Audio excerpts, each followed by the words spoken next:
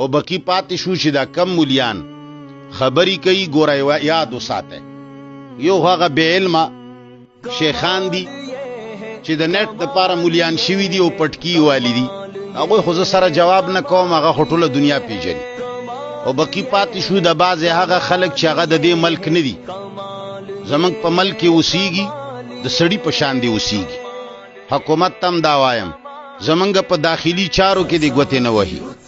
زمونږ پاکستان کې زمونږ په دې ملک کې دی زمونږ مولیانو پسې خبرې نه کوي شر دی نه جوړوي کله یو مولا باندې فتوا کله په بل مولا باندې فتوا قلار دی کینی امارت اسلامی زمونږ د جهاد ډله ده زمونږ د پاره ډېره محترمه ډله ده زمونږ ډېر ښه تعلق دی ورسره امریکایانو ته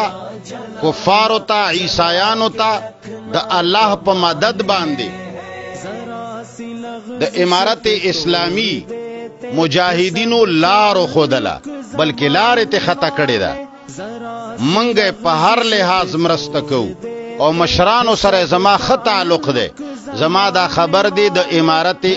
اسلامی مشرانو ته ورسیږي چې ستاسو کم بعضې خلق په دې علاقه کې پاتې کیږي او بې ځایه په خلکو فتوی لګوي او زمونږ د ملک په داخلي چالو کې د شر جوړولو کوشش کوي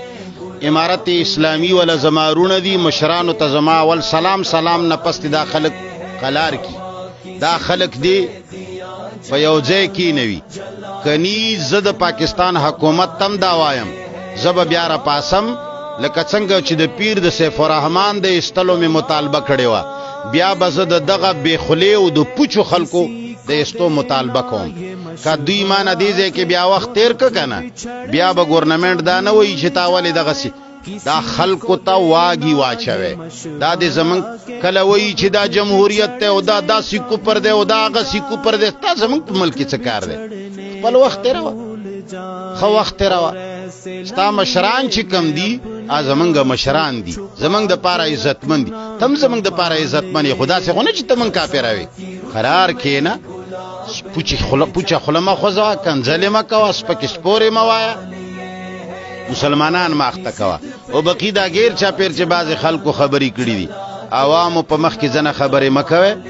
دې نه یاد وساتئ حالات خرابېږي او زما دا ملک د دغسې د حالاتو متحمل نه دی